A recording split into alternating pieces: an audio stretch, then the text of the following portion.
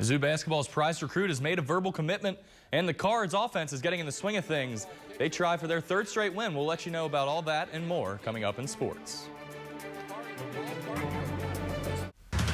Now from the Ford Sports Desk, KOMU 8 Sports. Prize Missouri recruit Otto Porter has verbally committed to play basketball at Georgetown next fall. Porter, a 6'9" forward from Scott County Central, averaged 30 points per game this season. He led Scott County to a third straight Class I state title last month at Mizzou Arena. He took an official visit to Georgetown this weekend, and his high school coach Kenyon Wright confirmed that Porter told him on Monday he was choosing to play for the Hoyas. ESPNU ranked Porter the 31st best high school basketball recruit in the country. As for what's next for Mizzou, the Tigers still have 3 scholarships available for the 2011 recruiting class. The NCAA spring signing period begins tomorrow. The Missouri football team will have one more spring practice before its annual black and gold spring game on Saturday. And so far, it's been the defense leading the way in the first 2 scrimmages. The D has forced 3 fumbles, intercepted Tiger quarterbacks 4 times during Saturday's second scrimmage. The Tigers return 8 defensive starters from a group that ranked 6th in the nation last season, giving up a little more than 16 points a game. That unit also forced 29 turnovers in last season's 13 games. Turnovers win ball games. And if you get turnovers, you will win in the Big 12 in this league. And then especially if the defense scores, it's a 98% chance you will win the game. And that's kind of what happened today. We scored 3 or 4 times. Do you have like an actual number to back that up, or did you just kind of pull 98% out of the air? I just pulled 98% out of the air. Speaking of the defense, senior defensive lineman Jacquez Smith today was named to the 2011 Lott Impact Trophy watch list, honoring the top collegiate defensive player in the country. Smith is one of 42 players on the list, 6 of which play in the Big 12. The senior tallied 5.5 sacks and returned a fumble for a touchdown last season. Missouri softball's ace Chelsea Thomas is the Big 12 Pitcher of the Week for the 3rd time this season. The redshirt sophomore went 3-0 last week, including 2 complete game victories against the 20th-ranked Texas A&M Aggies. The Pleasantville, Iowa native, pleasant to watch on the mound, 17-3 this season with a nation-best 0.67 earned run average, and if that's not enough, she's also thrown 2 perfect games. Thomas and the 14th-ranked Tigers will play at Northern Iowa today.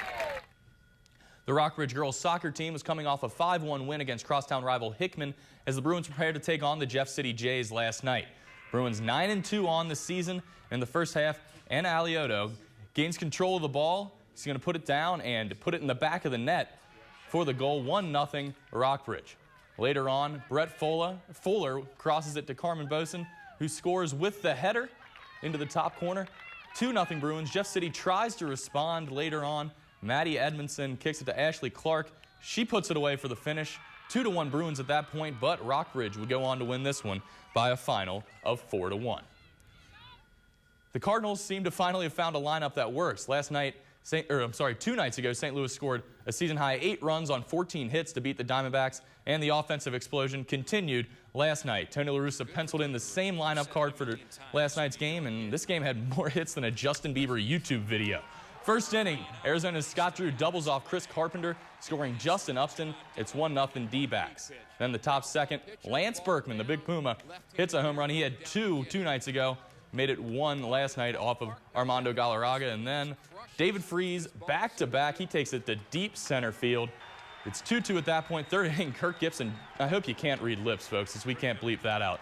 He gets tossed for that one, but he'd be happy in the end. The Diamondbacks would blow it open, wind up winning this one 13-8.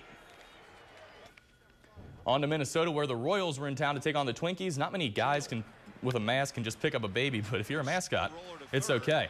Willinson Benameat, ground ball, beats it out, scores a run, and then top of the 4th, that's an infield single, 1-1 the score after that. Then bottom 4th, Luke Hughes singles to center. Michael Cuttier and Jason Kubel score. Twins were up 3-2 at that point. 9 innings wasn't enough to decide this one, but Minnesota would get the win. In the end, they win 4-3 in 10 innings. And if there's an NFL season this year, the Rams will open things up in the Hall of Fame game in Canton, Ohio on August 7th, playing against the Chicago Bears. That weekend, former Ram Marshall Faulk will be inducted into the Hall of Fame. And speaking of the Hall of Fame, I'm going to pitch it back to 2 Hall of Fame morning anchors here at KOMU, Megan and just so Champ. sweet. So in response to that, we want to ask you, do you believe in aliens? Aliens, I mean, there's evidence out there. It's our Facebook topic today. The truth is out there. I mean, Not totally random. I don't know that I personally believe in it, but Oh, so you're in Camp Eric. I don't know what Camp Eric is. I don't know that I'm in the same camp as him. I guess Nothing there's but us. Well, you know what? You're going to be getting as many hits as a Justin Bieber Bieber's- video from us as soon as we go on break. Did you hear me say, whoa? Yeah. Baby, baby, baby. All right. Oh, my goodness. 5:54. Let's go to break right now, immediately. I just need somebody to love. Oh, I need to go.